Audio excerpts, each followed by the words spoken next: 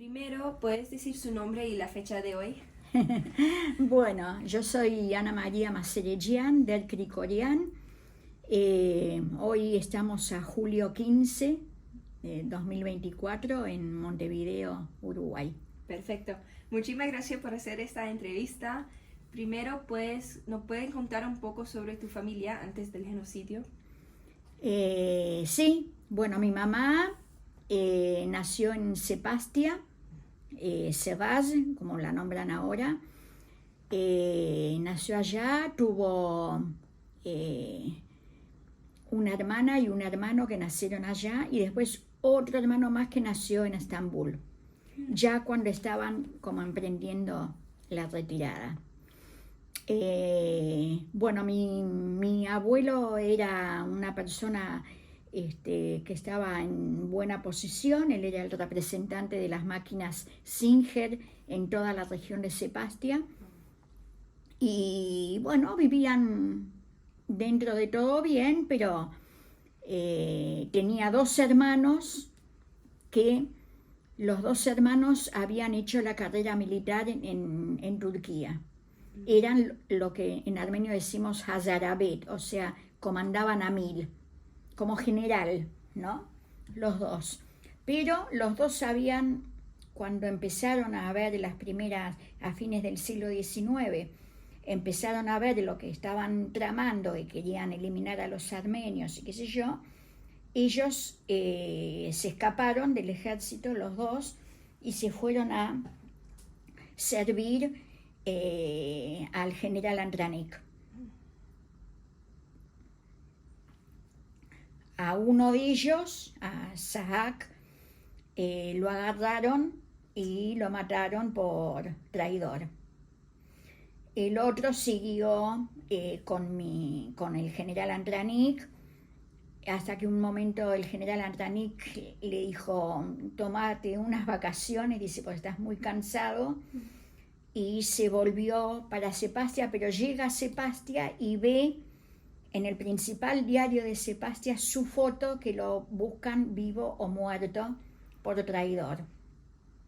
Entonces no para en Sepastia, agarra sus cosas y se trata de escapar. Va hasta el puerto de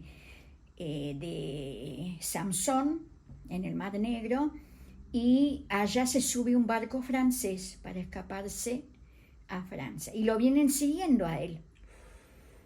Se suben a su vez a otro barco y no lo pueden agarrar porque el barco francés que iba mi tío abuelo llega a aguas internacionales y ahí no lo pueden intervenir. Entonces él se escapa a Marsella, está un tiempo ahí y después de Marsella va a la Argentina, ¿no?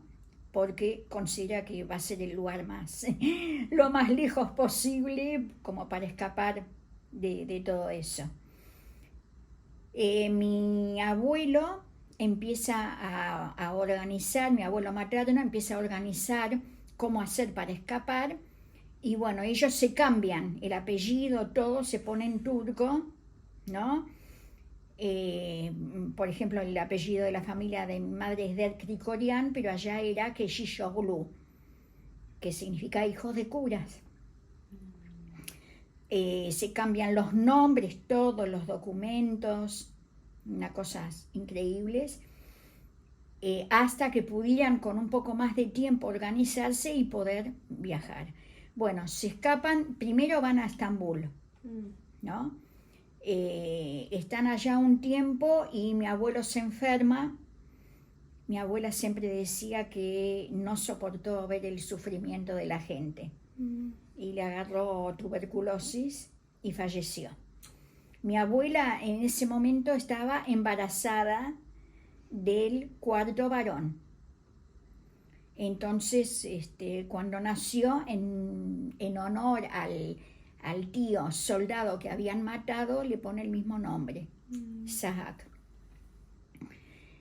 Cuando se muere mi abuelo, ellos ya estaban en Estambul, mi abuela le escribe, ¿no?, al otro hermano, el que había podido escapar, y le dice, mira, tu hermano falleció, así, nosotros nos tenemos que ir de acá. Y él le escribe y dice, bueno, vengan para acá, para la Argentina, que yo los recibo. Y bueno, se escaparon para Marsella, y de Marsella tomaron un barco, que es el capitán Arcona, que trajo muchísimos inmigrantes, refugiados armenios, y van a Buenos Aires. Cuando llegan a Buenos Aires, venía mi abuela con 4 menores. Y la ley no le permitía en ese momento que una mujer se hiciera cargo de 4 menores, no la dejan bajar. Entonces sube al barco mi tío abuelo, el tío de ellos, y le dice, bueno, mira, dice, este barco ahora va a ir a Montevideo. Dice, yo ya estoy mandando un telegrama a una familia que tengo amiga allá, que los vayan a buscar al puerto y ustedes se quedan allá hasta que yo haga todos los papeles como que soy el tutor de los niños, para que puedan venir. Y bueno, y así hacen, vienen acá, está mi abuela con los 4, 2 mujeres y 2 varones, y bueno, y poco tiempo viven acá en el cerro, esta familia los lleva a vivir con ellos, y qué sé yo. Bueno, después de un tiempo, mi tío abuelo ya tiene los papeles listos, los vuelve a llamar y ahí entran a la Argentina. O sea que el primer contacto que tuvo mi madre, que era una adolescente, con Sudamérica, fue acá en Montevideo, en el cerro. ¿Sí? Bueno, y le quedaron a ella muchos recuerdos de toda esa etapa, ¿no? Es más, mi madre, cuando yo me vine a vivir acá, unos años después ella se vino a vivir acá conmigo, y una vez caminando por el centro, ve en una casa donde venden vasos, platos y qué sé yo, ve en una caja Nadir, marca Nadir, y me dice, eso es turco. Le digo, ¿cómo sabes? Y se queda pensando y me dice, era el nombre que tenía yo en turco cuando nos cambiamos los apellidos, ¿no? Y era producción turca, es verdad, unos vasos de agua, ¿no? Para tomar. Entonces, luego me contó, por ejemplo, que cuando vivían en Sepastia, que tenían el negocio y se tuvieron que cambiar, mi abuelo se tenía que poner el fez turco para salir a la calle. Entonces, todos los días él llegaba a la casa, cerraba la puerta con llave, se sacaba el fez, lo escupía, lo salivaba, lo insultaba y lo ponía en su lugar, pero todos los días, ¿no? O sea, como una expresión de rechazo, ¿no? Porque ellos ahí afuera no podían hablar armenio, no podían hablar nada, tenía que ser todo en turco. Bueno, y eso fue mi mamá, su familia. Mi tío, el menor de todos, murió a los 90 y pico de años, hace 3 años, el último tío que me quedaba vivo, Sahak. Y bueno, esa fue más o menos la historia de mi mamá. Y mi papá, Harutiun, era de Aintab.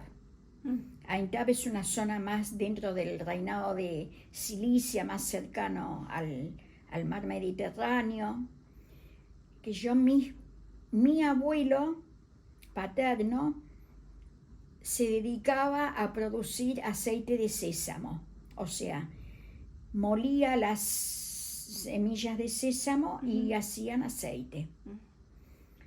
Y le llamaba la atención que le venían turcos y querían trabajar con él. Entonces él le decía siempre a mi padre, dice, están queriendo aprender el oficio. Claro, porque la mayoría de los oficios más redituables y más importantes estaban todos en manos de armenios. Entonces, mi padre siempre me contaba que él vivían en un barrio donde no había casi armenios, ¿no? Y él, claro, era un niño, quería salir a jugar a la pelota y veía que los turcos jugaban. Pudo ir una sola vez y tuvo que salir corriendo porque le dijeron, dice, y vos no sos Giabur. Giabur es el término que se le decía, le dicen hasta ahora los turcos a los que no profesan su misma religión, ¿no? Como infiel. Dice, vos no sos Giabur, mostranos qué, sus genitales, porque los turcos, como los judíos, se circuncisan. Y entonces, obvio, mi padre no había pasado por ese proceso, tenía que salir corriendo y escaparse y no aparecer más por ahí. Entonces le quedó como siempre esa cosa de no poder jugar al fútbol de niño, ¿no? Bueno, él en un momento deciden escaparse, hablan con un kurdo que llevaba y traía alfalfa y pasto y qué sé yo en un carro desde Aintab a esta ciudad siria. Se me fue el nombre, con A empieza. ¿Con A? Sí. ¿Alepo? Alepo. Iba y venía a Alepo, entonces arreglan con él y mi abuelo dice, no, yo me voy a quedar a cuidar acá todo lo que es nuestro. Ustedes vayan y yo después vemos qué pasa. Ustedes vuelven o yo voy para allá, vemos. Bueno, se fueron escondidos entre la paja, mi padre, mi abuela y sus hermanos. ¿Qué hacen? Van por el camino, pleno invierno. Mi abuela llevaba en los bolsillos pasas de uva. En un momento le dicen le golpean al que está conduciendo el carro que parara porque mi padre estaba casi congelado.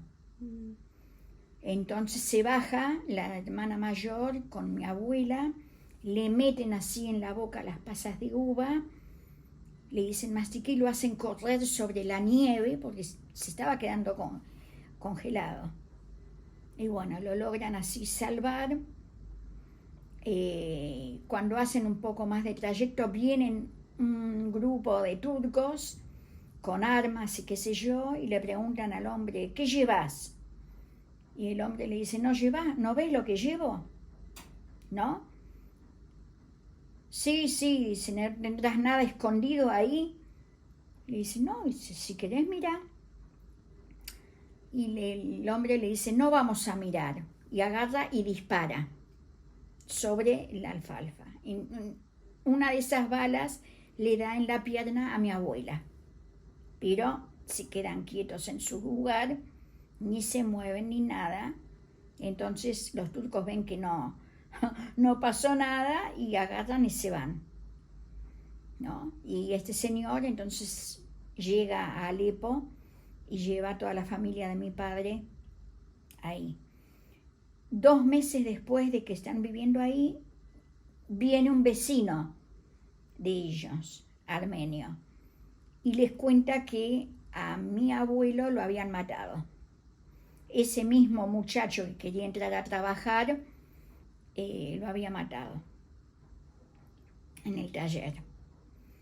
Y bueno, están un tiempo ahí y después mi padre, junto con 2 amigos jóvenes, los dos viajan a Argentina. Viajan a Argentina y mi padre empieza a trabajar y empieza a traer de a 2, de a 1, como pudiera juntar de la plata. Empieza a traer a su madre, a sus hermanos, ¿no? De a poco. El último que queda es el hermano menor, queda en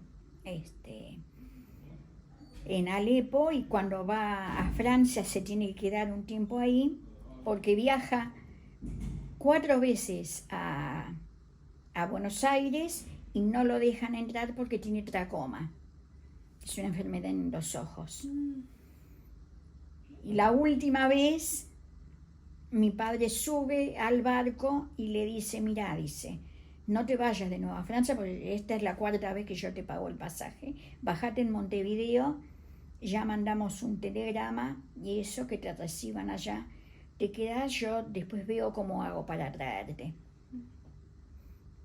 Y bueno, vienen a Montevideo, él se baja acá, el hermano, el menor de todos, y luego mi padre lo viene a buscar y lo lleva escondido en un barco de pescadores, tapado entre los peces, lo hace cruzar, acá no sé si tú conoces, de Nueva Palmira al Tigre. Lo cruza ahí y lo meten de contrabando hasta que después salió una ley en Argentina para todos aquellos que no tenían documentación y qué sé yo, y ahí lo legalizó. Era el hermano menor, Garabet.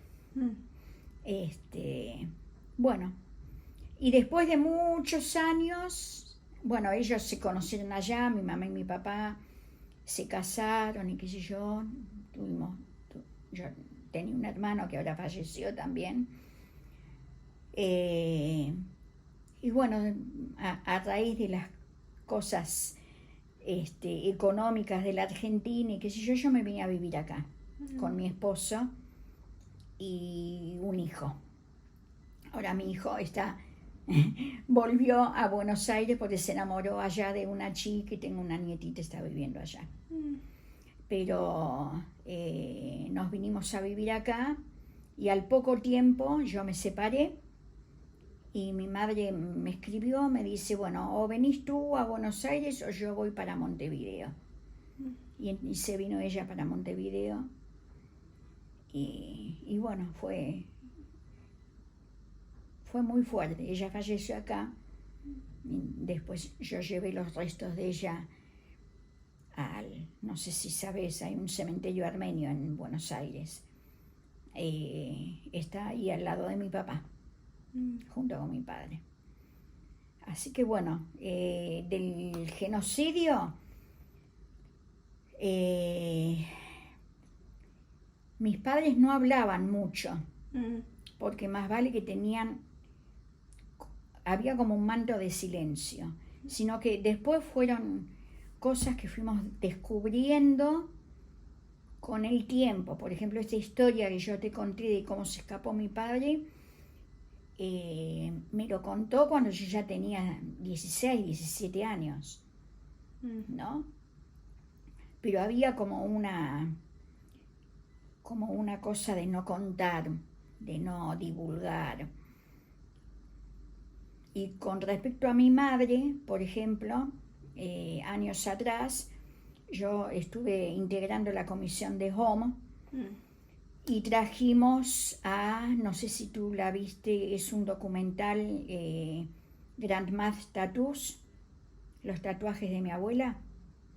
Bueno, iba a venir la cineasta, la directora que lo hizo, iba a venir a Buenos Aires, iba a venir acá.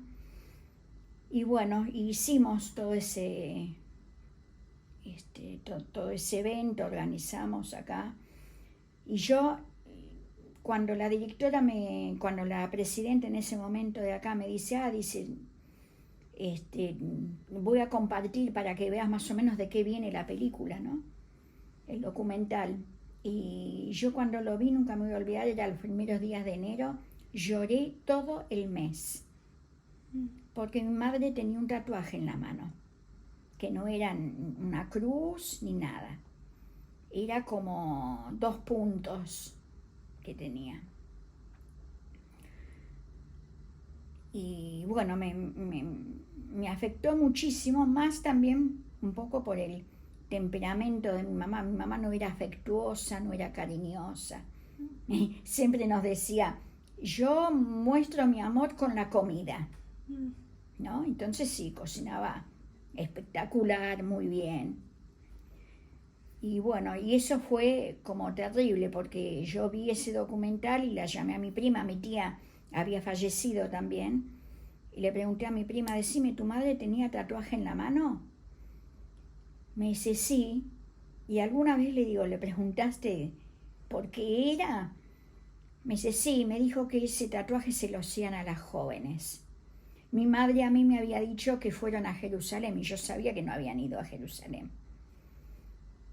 Y entonces dije, bueno, acá hay algo encerrado que no querían que se supiera, ¿no? Pero bueno, después nos contaron, mi madre contó la historia de los tíos que eran militares. Y bueno, yo estuve, no hace mucho, viajé a Buenos Aires, estuve investigando un poco allá qué había y todo. Ese tío que se escapó y fue el primero que llegó, era una persona muy reconocida. Y después uno va uniendo, ¿no? Mi mamá me contaba que cuando murió ese tío, el salón del centro armenio estaba repleto. Y mi prima, que es bastante mayor que yo, me dice, sí, dice, yo me acuerdo que fui y si no entendía por qué había tanta gente. Pero estaba muy lleno de gente. Muy lleno de gente. Y bueno, y él fue en Buenos Aires el primero que hizo un diario, ¿no? Que después lo cerró. Después le agarró tuberculosis también y le dijeron que viajara a Córdoba, que allá el aire era muy bueno, que iban las personas que enfermaban, pero bueno, fue allá y falleció allá. Así que bueno, siempre digo que si los armenios tuviéramos que escribir un libro, si cada familia escribiera un libro con la historia de su familia, tendríamos más difusión de lo que es nuestra causa. ¿Cómo conocieron sus padres en Buenos Aires? Uh-huh. ¿Fue parte de una comunidad armenia, como una colectividad allá? No, sabes que en esa época se usaba mucho, vamos a buscar para nuestro hijo y qué sé yo, vamos a buscar para nuestra hija y bueno, y así fue. En realidad fueron a la casa de mi mamá, primero por mi tía, ¿no? Pero a mi papá no le gustó mi tía. Y quiso con la otra hermana, con la hermana menor, ¿no? Y en ese momento había, claro, la familia de mi madre estaban en buena posición. Y la familia de mi padre eran siempre gente de trabajo. Y que yo dijeron que no, ¿no? Entonces mi abuela paterna le dijo a mi abuela materna, dice, nos echan por la puerta, nosotros entraremos por la ventana. Y bueno, no sé después cómo, sí, una familia que conocía a las dos familias intervino y le dijo que mi padre era una buena persona, que era trabajador, que esto y que lo otro, y bueno, y ahí arreglaron. Y habla de que la comida de su mamá fue muy especial, algo importante para compartir el amor. Yo pienso que esto es una cosa bien grande para personas armenias, que la comida es gran parte de la cultura. ¿Había unos platos especiales para ti que llama tu atención? No, lo que me llamaba la atención era que ella le dedicaba tiempo. Mi padre era muy exigente con la comida. La comida tenía que estar rica, sabrosa. Y además, de repente, qué sé yo, hacía la misma comida cada 15 días y le decía, dice, la semana pasada estuvo mejor.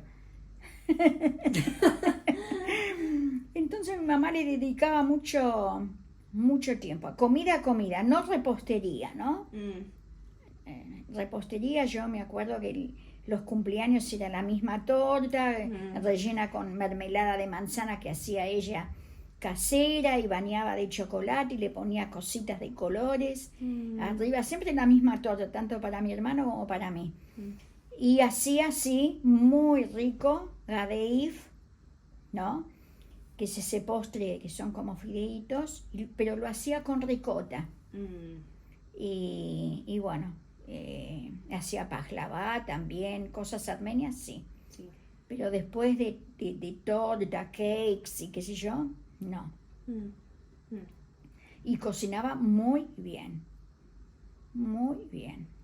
O sea, uno no podía decir, ay, esto te quedó feo. No. Pasaba tiempo, Ellos, cuando recién se casaron, mis padres, como era habitual en ese momento, mi abuela paterna y los hijos que estaban solteros vivían todos juntos. Entonces mi mamá a la mañana se levantaba, hacía todas las cosas de la casa, le dejaba la comida pronta y todo, y se iba. Mi padre tenía un pequeño negocio, se iba a ayudar a mi padre porque mi mamá era de oficio aparadora. ¿Sabes lo que es aparadora? Aparadora son las personas que cosen la parte de cuero de los zapatos.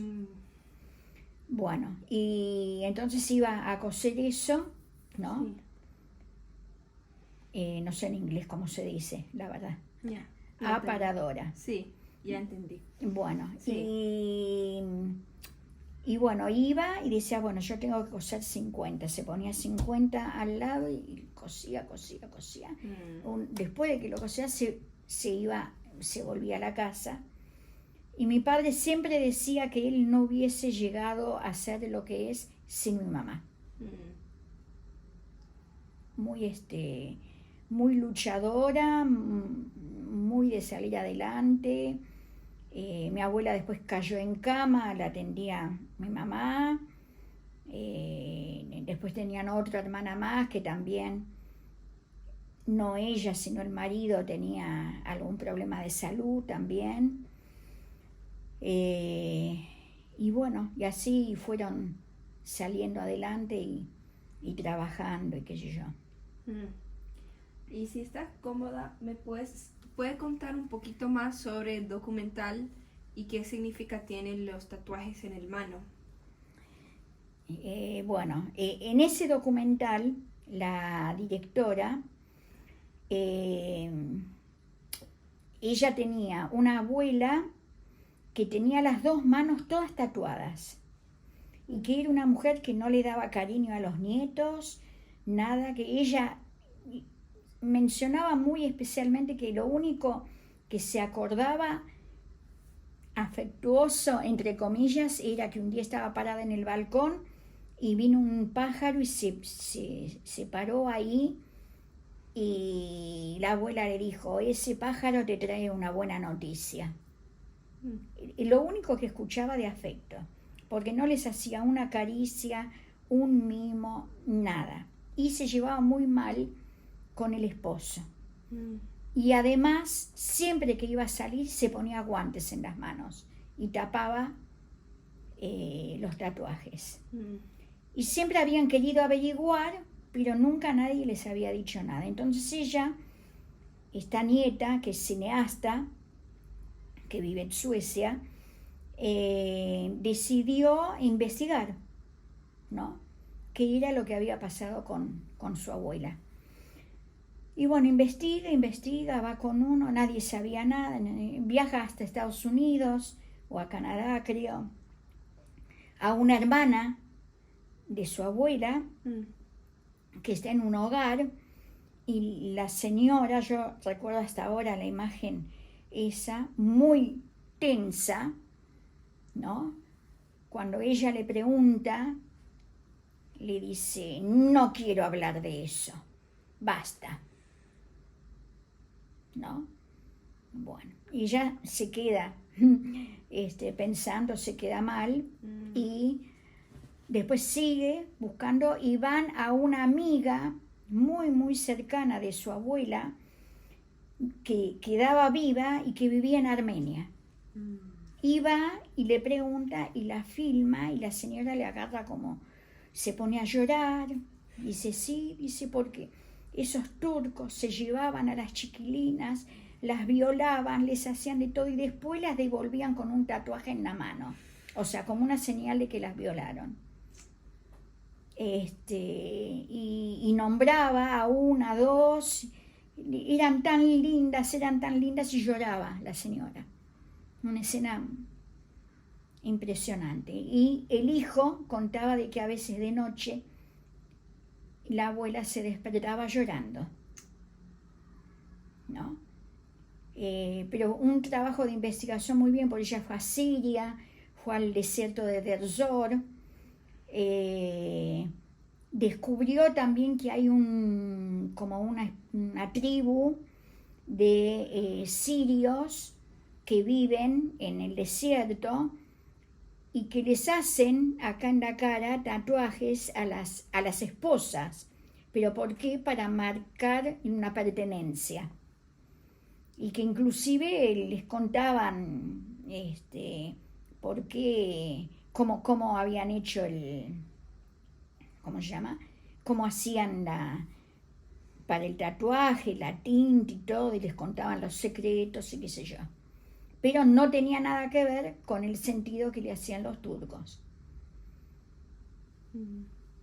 Así que fue una muy fuerte. Fue una película, es un documental, está en YouTube, aún si lo querés ver. Grandma's Tattoos. Wow. Sí, son 50 minutos, 60 minutos, muy fuerte. En mi niñez, yo lo que te voy a decir que yo me crié en una familia armenia. No era una familia argentina. De hecho, yo tenía 3 años cuando empecé a ir al jardín de infantes y casi no hablaba español, ¿no? O sea, aprendí más español en la escuela, porque en mi casa era todo en armenio, ¿sí? Cuando mis padres querían hablar algo secreto, hablaban en turco, ¿no? Y entonces yo golpeaba Hayeren y les reclamaba que habláramos en armenio. Yo estoy muy orgullosa de lo que ellos hicieron. Cultura armenia, colegio armenio, yo hice en el San Gregorio el Iluminador desde jardín de 3 hasta terminar la secundaria.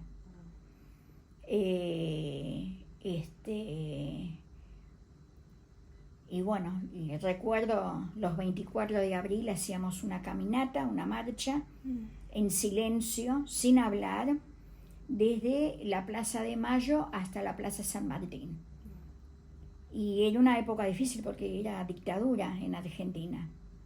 Sin embargo, los armenios teníamos permitido hacer esas marchas porque era algo que bueno, era algo autóctono nuestro, ¿no? Que era nuestro reclamo.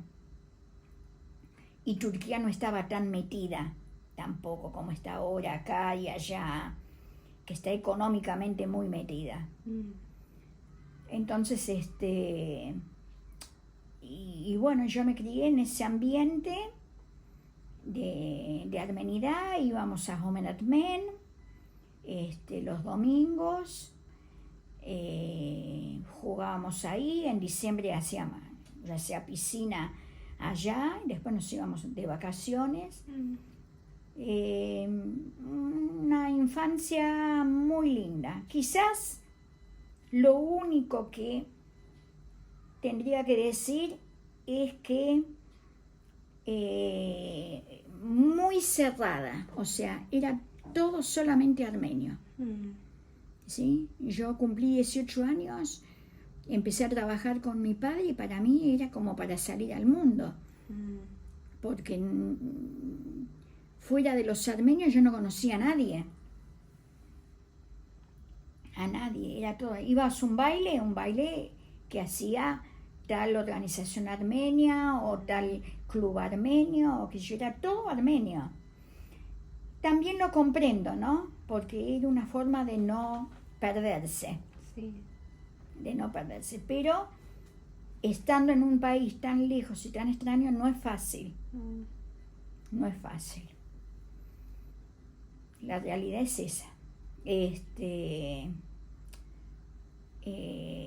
Bueno, y estudié, fue ahí cuando nosotros, hasta ahora está la costumbre, ¿no? Pero en ese momento éramos de los primeros que en el primer año de la secundaria todos los días poníamos el dinero de un boleto de ómnibus juntando para el viaje a Armenia que iba a ser 5 años después. Y bueno, terminamos la secundaria, cada año hacíamos algo distinto, ¿no? El último año, el 5.º año, el colegio nos autorizaba a manejar la cantina del colegio nosotros. Entonces hacíamos comida, sándwiches, bebida y qué sé yo, y era todo para el viaje. Todo para el viaje. Y cuando terminamos la secundaria, diciembre, en enero nos fuimos para Armenia. A mí no me gustó mucho Armenia ahí, porque era invierno, hacía mucho frío, era la época soviética. La gente estaba desesperada, o sea, desde el portero del hotel hasta el que barría nos preguntaban, ¿no querés llevarte a mi hijo? ¿No querés llevar? Tengo un hijo, casate con él, andate. Era muy fuerte, muy, muy fuerte. Y muchos lugares que no pudimos ir.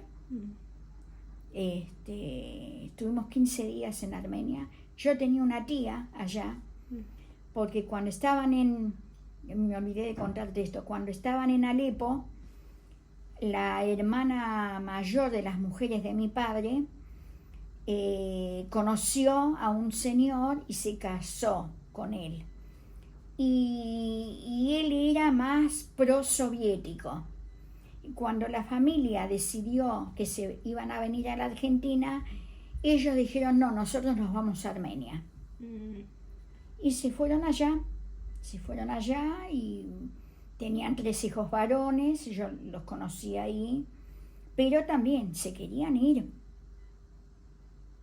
El padre, que era el que había sido el de la idea de irse a vivir a Armenia, había fallecido ya.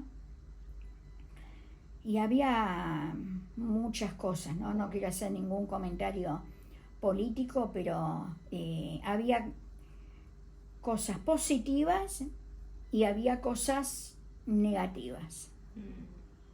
Positivas era todo el apoyo cultural y educacional que había para los armenios en la época soviética. Entonces aprendían armenio, aprendían música, deportes, todo con total libertad y gratis. Gratis. Todo era gratuito. Había cosas de...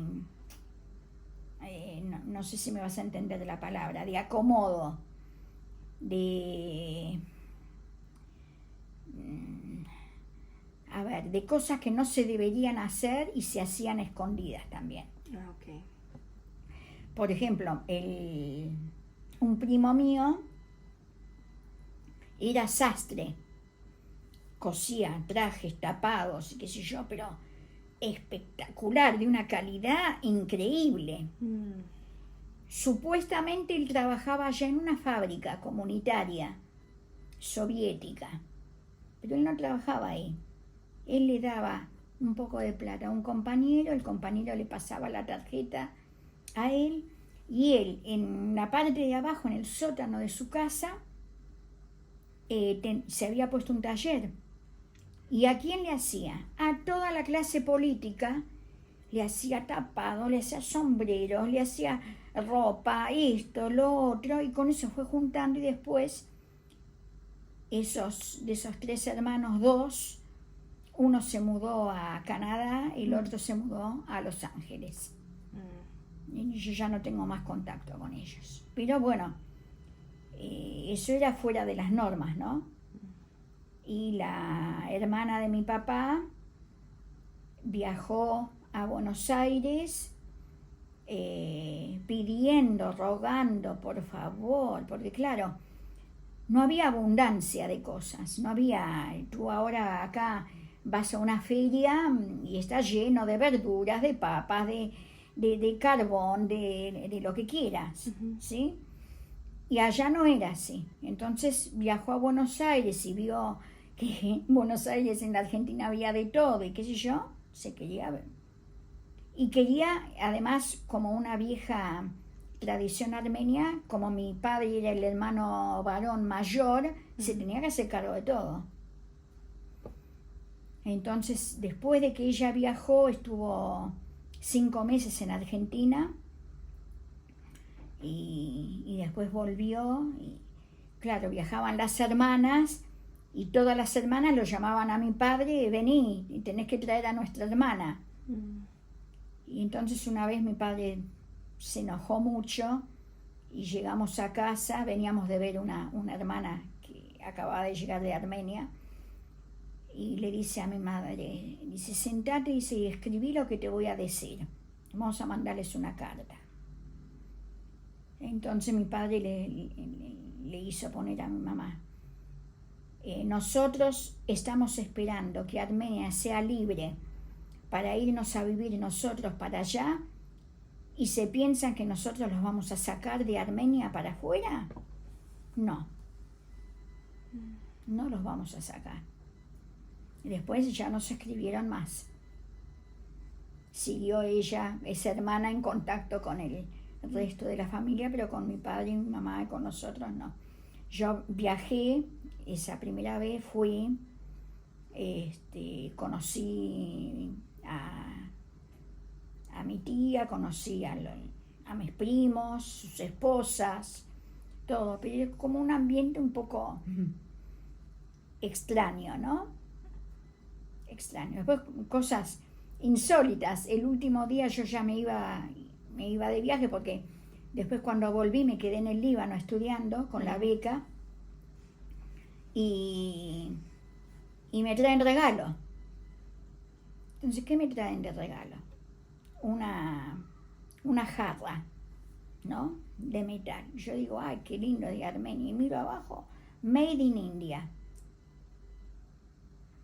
¿De dónde sacaban todas esas cosas? Claro, para ellos era muy valioso, pero era algo de la India. Yo quería algo de Armenia. Entonces, a veces se tergiversan los valores, ¿no? Para ellos es importante alguna cosa. Por ejemplo, esa fue la primera vez que yo viajé a Armenia, en el 75. Después me quedé 6 meses estudiando en el Líbano. Después viajé en el 98, ¿no? Ya es otra cosa completamente distinta, fui con otros objetivos, perdón, en el 2018.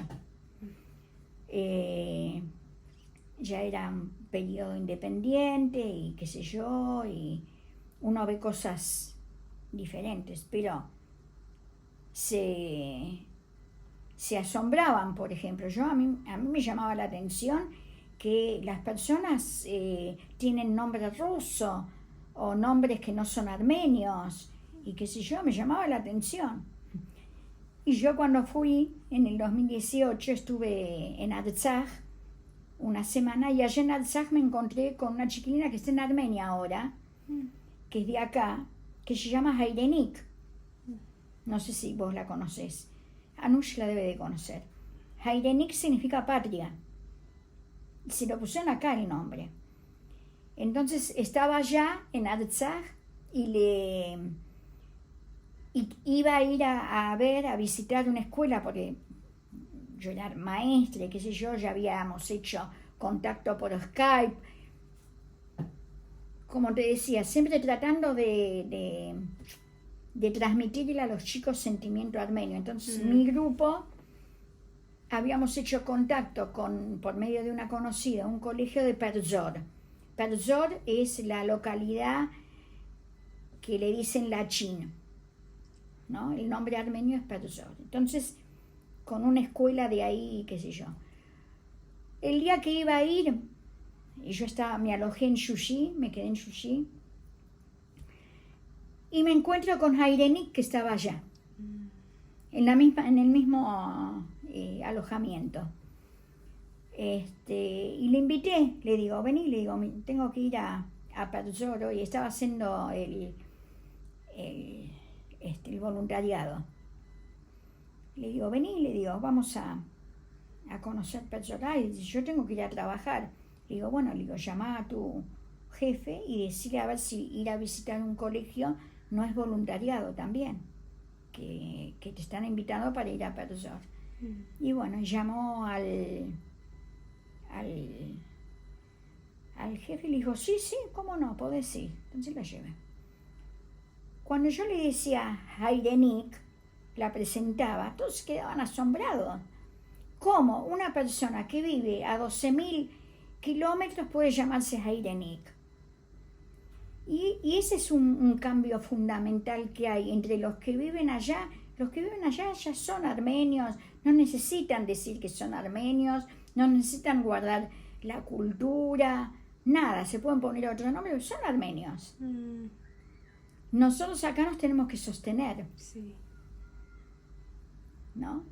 Entonces, bueno, la segunda vez fue en el 2018, que tuve la suerte de hacer el camino que está cerrado, entré a Artsakh por el norte y salí por el sur, por Syunik. La verdad que fueron 5 días que pasé en Shushi, preciosos, quizás hubo lugares específicos que no fui, pero hablé mucho con la gente. Me parece que lo más importante es hablar con la gente, intercambiar con ellos, ver a ver qué piensan, qué sienten, qué quieren hacer, ¿no? Y bueno, y después ese fue el segundo viaje que hice, donde, bueno, ahí fui llevando adelante. Pues yo viajé, en 1967 mis padres viajaron a Armenia. Y mi padre siempre me decía, cuando Armenia sea libre e independiente, nos vamos a ir para allá y yo voy a poner mi trabajo allá.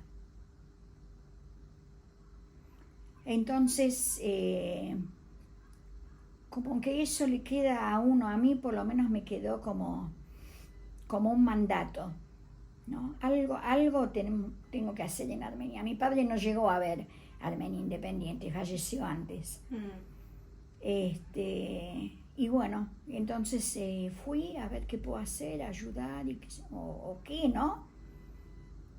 Y yo viste que Home tiene programa de madrinazgo. En el 2017, 18, me anoté y me asignaron un niño que era huérfano de la guerra de los 4 días del 2018, ¿no? Y que vive en tal pueblo. Entonces yo buscando y qué sé yo, para entrar en contacto, tenía una amiga vía Facebook, Irina, le digo, esta dirección, dice, ¿es cerca de donde vivís vos o es en el otro Bardenis? Miró, me dice, no, dice, esto es a 4 kilómetros de mi casa, dice, ¿qué estás buscando? ¿Qué estás necesitando? Le digo, no, le digo, ay, sí, dice, el padre de ese chico es el héroe del pueblo, de ese pueblo. Le digo, mira, me dice, yo te paso el video porque vinieron del canal 1 de Yerevan y le hicieron nota a la familia, qué sé yo. Le digo, bueno, le digo, entonces ahí, gracias a esta amiga, conocí a mi ahijadito, que ahora ya no viven más ahí, se mudaron más cerca de Yerevan, a la familia, y bueno, como es la tradición allá, el muchacho murió, pero la mamá con el nieto está viviendo con sus suegros, con su suegra, con sus suegros, con sus cuñados, esa es su familia, ¿no? Y bueno, y me fui para allá, los conocí, y cuando estaba en la casa de ellos, le mandé un WhatsApp a mi amiga, y me dice, pasame con alguien de la familia. Entonces le pasé el teléfono, y a los 20 minutos yo estaba con un auto en la casa. Y llegó, trajo regalos para el nene, un pantalón y camisa. Yo le había dicho que empezaba el colegio, 3 añitos tenía ahí. 2019 fue. No, 18. Iba a cumplir 13. Y bueno, y después de 2 días de estar allá con ellos, ella me vino a buscar. Le digo, mira, le digo, ya averigüé, le digo, la combi que va para Artsaj, le digo, pasa a donde yo me bajé, ahí, le digo, tengo que tomar la combi. Me dice, dice, tenemos tiempo, te quiero mostrar mi colegio, el colegio donde estudié yo. Le digo, bueno, perfecto. Y entonces me llevó, y un colegio enorme, pero estaba en un estado, yo no sé cómo iban al colegio esos chicos ahí. Imagínate que entré al comedor y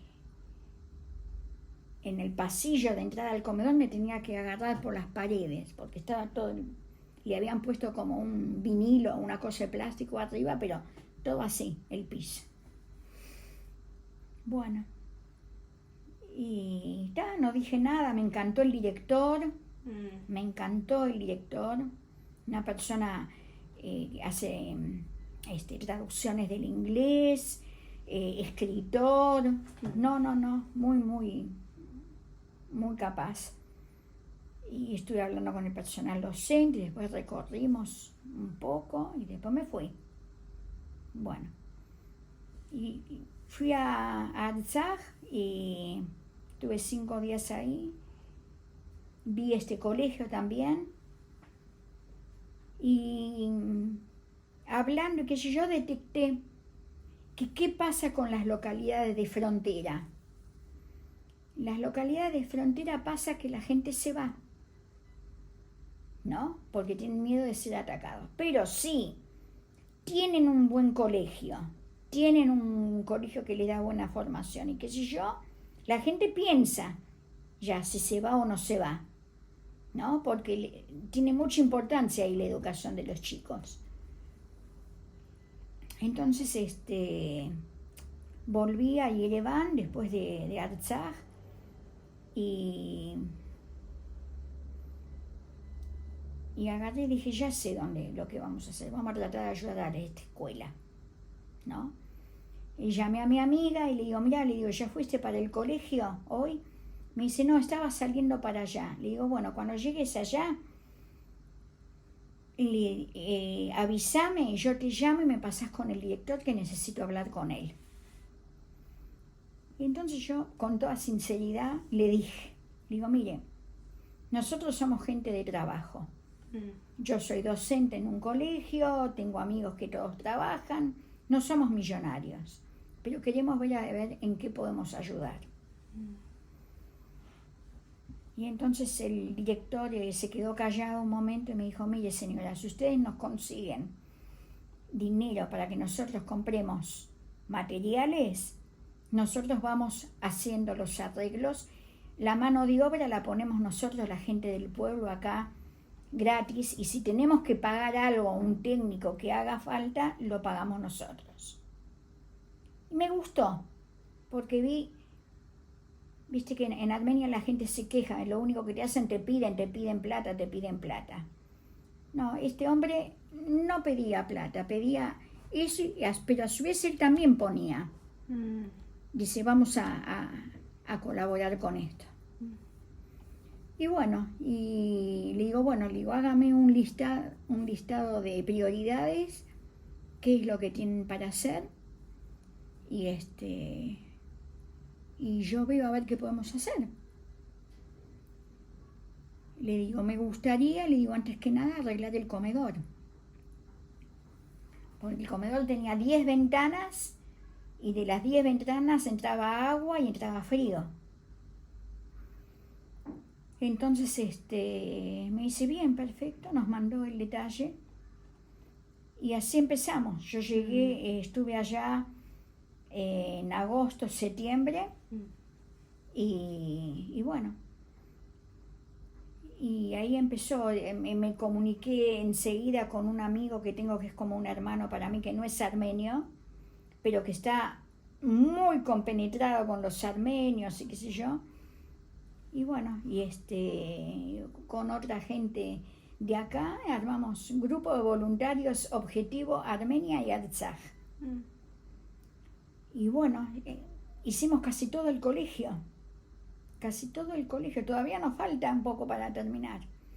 Y hacemos cosas, hacemos té, hacemos bingo, hacemos rifas, hacemos comidas, y vamos juntando plata y mandamos para allá, siempre con un destino, ¿no?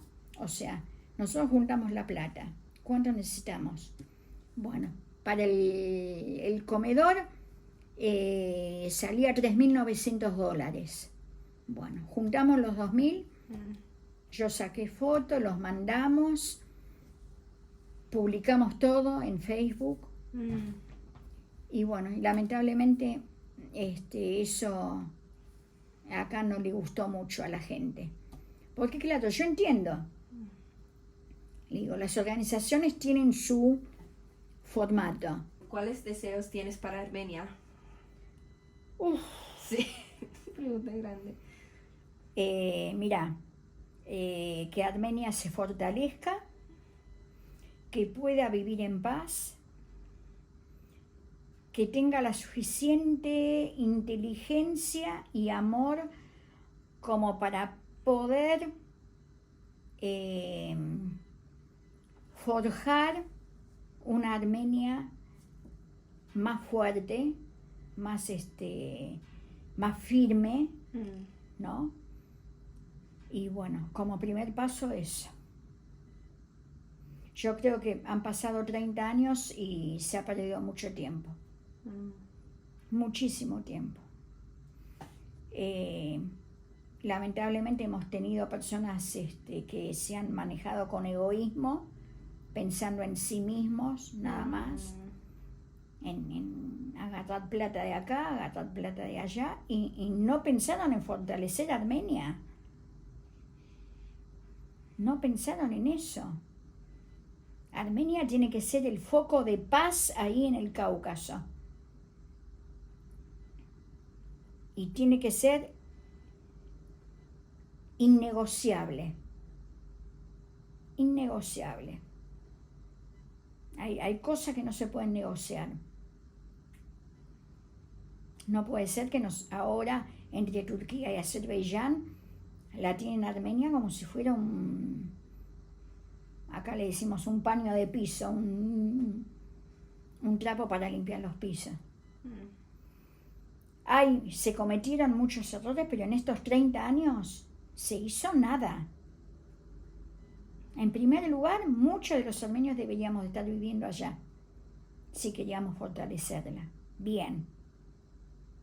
No leer solamente las noticias de cuando la gente se va de Armenia.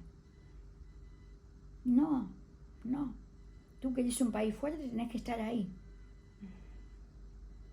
Tenés que estar ahí, vivir ahí, aportar, ver cómo es el medio allá, ver qué es lo que podés hacer.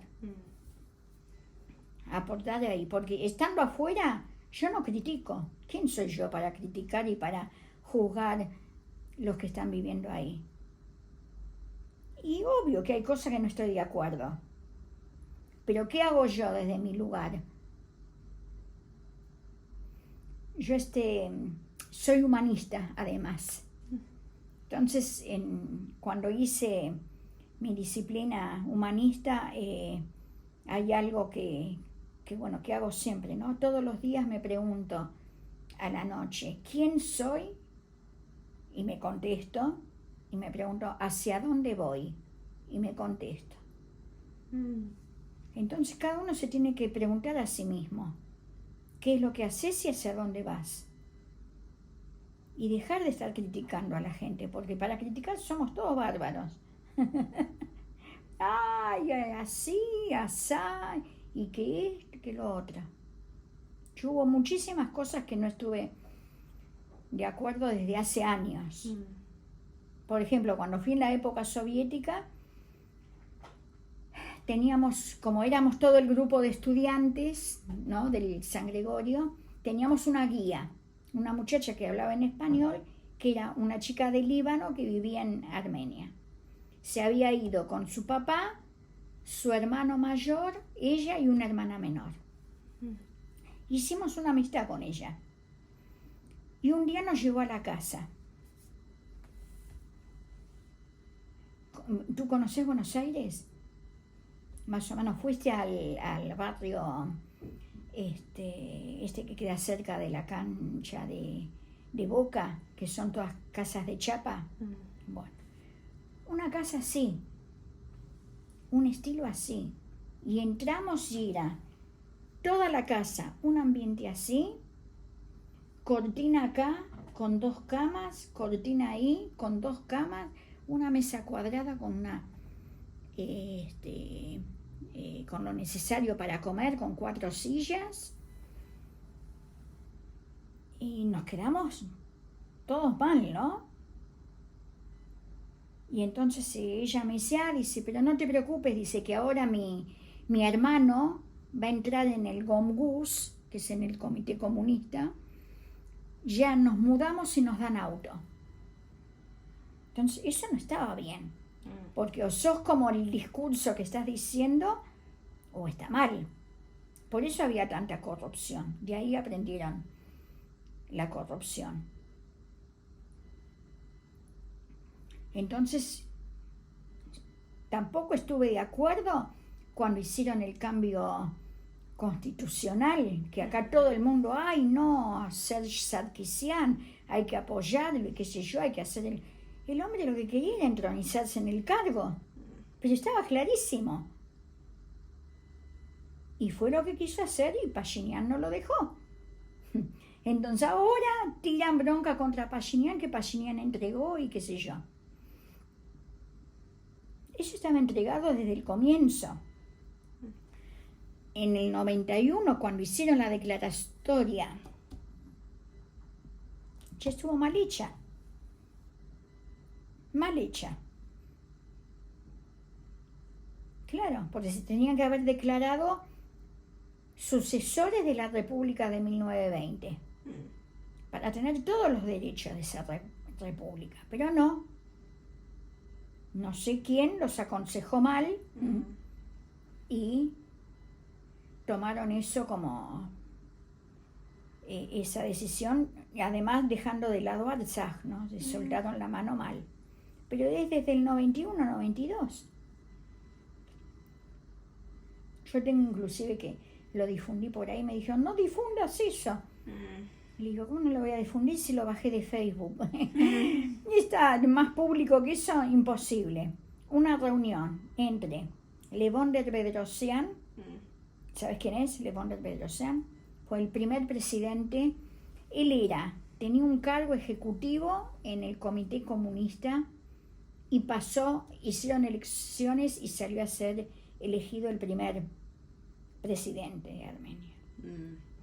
Una reunión entre él y Robert Kocharian, que fue el segundo presidente, ¿no?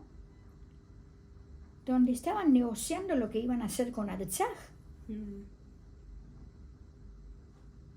Y ponen reunión secreta. Esto solo saldrá a la luz cuando alguno de nosotros lo quiera hacer, del 93, 94, cuando Kocharian era ministro en Artsaj. Entonces todos esos negociados, esas cosas, la gente no sabe.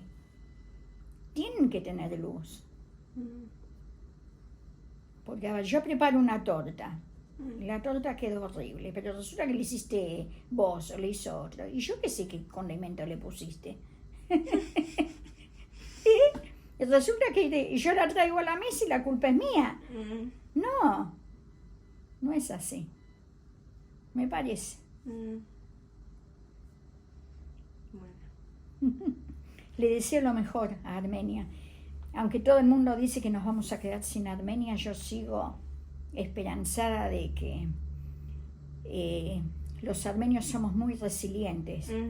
Estuvimos 700 años sin Estado, sin país, bajo dominio otomano, italiano, romano, no se puede ir tanta mosquita. Y sin embargo después hubo fuerza como para tener una república. Y después sostenerla con la República Soviética. Hay gente que no quiere hablar de la República Soviética, pero en realidad fue lo que nos ayudó, ¿no? Sí. Nos ayudó a sostener. Podrás tener tus diferencias con los diferentes gobiernos que hay, pero la realidad es que ayudó a sostener.